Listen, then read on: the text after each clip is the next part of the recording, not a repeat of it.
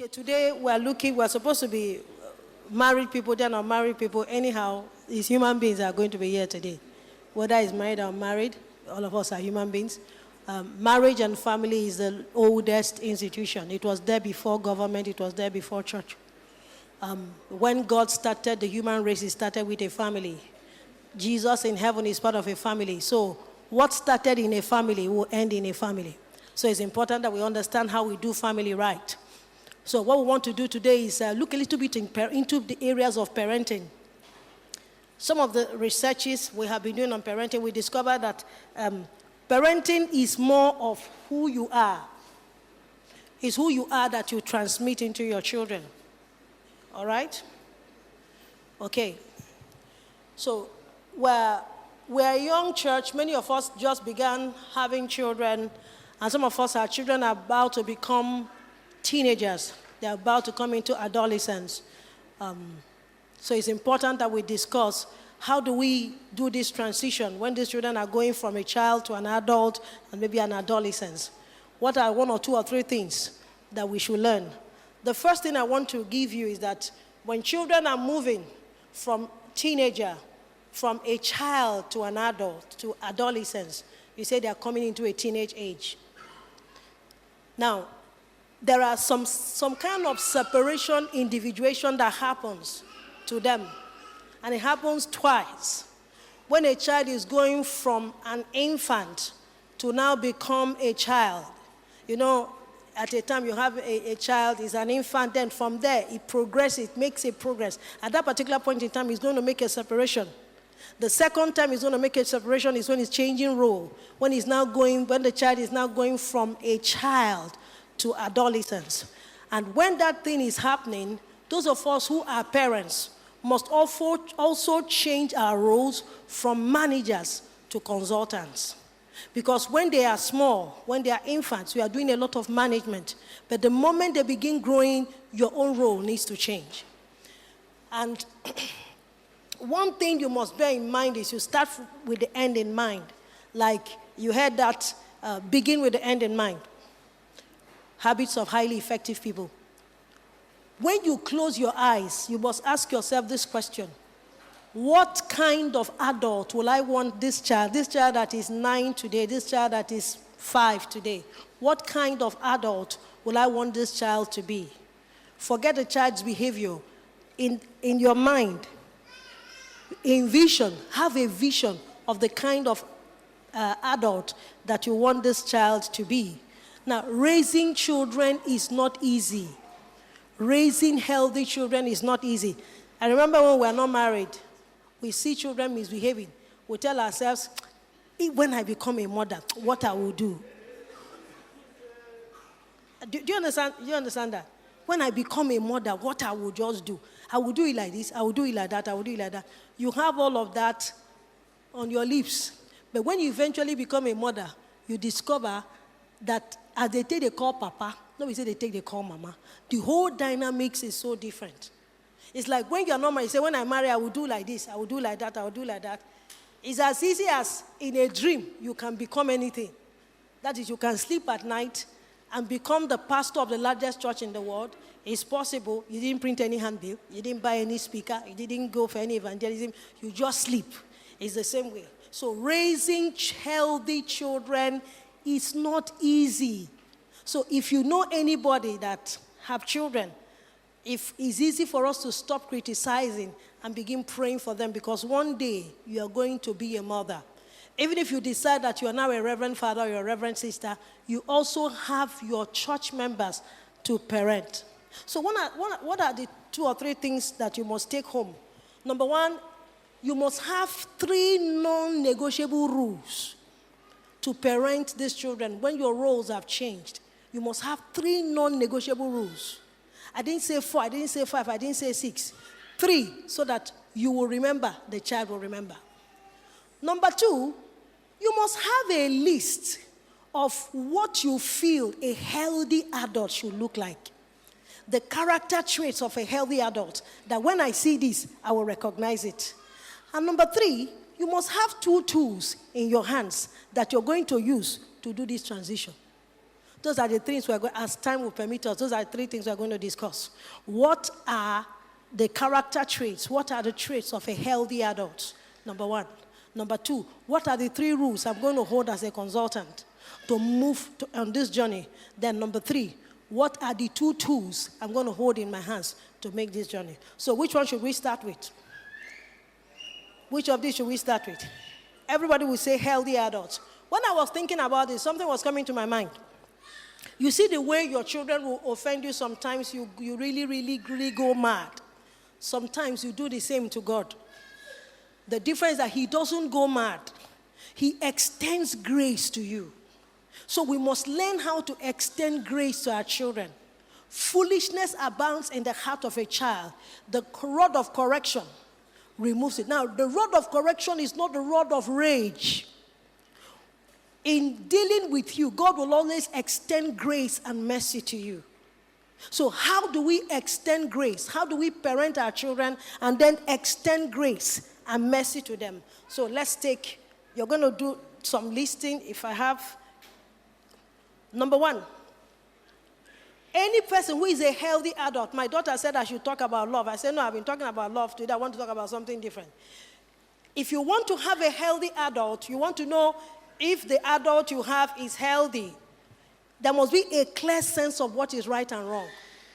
So there's an internal moral compass that is directing this child. No wonder the Bible said you will hear a voice behind you telling you this is the way, walk in it. An adult has a clear sense of right and wrong. So while you are consulting for your children, while you are educating, while you are talking to them, make sure you instill a sense of right and wrong. Now, we live in a world that is called post-truth. Post-truth simply means that the things we called truth yesterday seems not to be truth anymore. And ladies and gentlemen, the culture has so changed that if you don't understand the changing culture, you'll be using old skills to parent your children. While we're talking about parenting, we'll also be talking to those of us who are growing into clear adults and are going to get married. Do you have a sense of right and wrong? If you don't have a clear sense of right and wrong, and we live in a polarized society, we can decide that white is no more white, red is no more red. In fact, we can make up our mind that anything goes. After all, we are progressive. Number 2, anybody who is a healthy adult, they must experience appropriate levels of pride for making good decisions and appropriate levels of guilt for making bad decisions. You know, sometimes you make a mistake, you beat yourself down, come into self-condemnation, and then open the door for the enemy to attack you. That's why the Bible says if we confess our sins, he's faithful and just to forgive us and cleanse us from all unrighteousness. There is appropriate level of guilt. There is appropriate level, and we have to be healthy to be able to separate these two. So how do we know an adult is healthy? An adult is healthy when he's able to when he makes a decision, is a bad decision, he's able to say, okay, I count my losses and move forward. And not move around that decision and then backslide from it. Number 3, they are aware of their strengths and weaknesses and embrace each as part of who they are. I know that in the world of today, we're talking about self-esteem. Self-esteem is good. But the point is, are you aware of your strength? We must instill in the children these things I'm talking about. You are aware of your strength, and you don't, my weaknesses are there, but you must first of all accept yourself. You can't keep denying the things that are there. You know, someone told me, he said, Pastor, what I want to say to you now is what God revealed to me. And I said, go ahead. He said, you know, sometimes God can just allow you to misbehave. I said, explain. He said,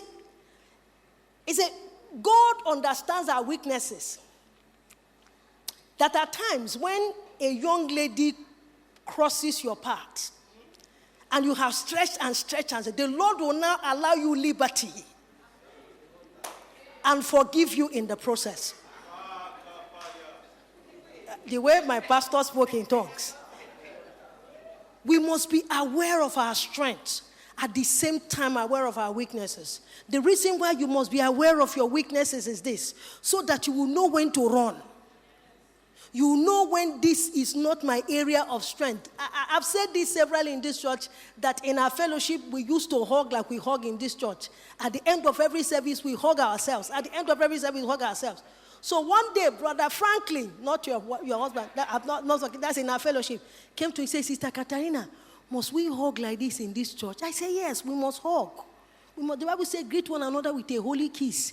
He said, each time I hug sisters, my body goes scatter. So automatically, I would have passed a rule that day and say, from this church we have forbidden hugging. Nobody should hug again. It's against the will of God to hug. You must understand your strength and understand your weaknesses. Those of you who are teenagers, they say we're doing a pajamas party, or how do they say? They said we're doing sleepover. And then light goes off. You understand that this sleepover, hands can move. And you understand your weaknesses. So we must understand, if you're a healthy adult, you must understand this is how much strength I have and this is how much weaknesses I have. The next one. Healthy adults are secure in their own identity, but do not believe that the world revolves around them. Healthy adults do not have an entitlement mentality. The world does not revolve around you. It's not all about you. There are some men who feel that blessings to womanhood.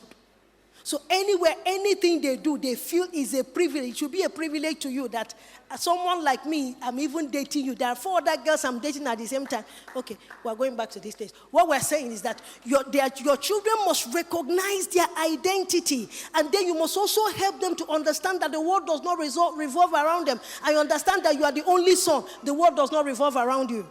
There are so many things happening. The world does not revolve around you. Tell your friend the world does not revolve around you. Have you met anybody who thinks the world revolves around the person? You have met such people before. Is anyone here? Okay. The third one is that they are able to say no and also hear no when necessary. A healthy adult is able to say no. A healthy adult is able to hear no too. Some people say, I don't take no for an answer. There are some places where it is healthy not to take no for an answer. There are some places where it's thoroughly unhealthy to take no for an answer. A girl and a boyfriend went to the cinema to go and watch a movie. And then in the cinema, they must put off a light to watch movie. They don't watch it under light. And then the boy's hand began to move in the presence of God.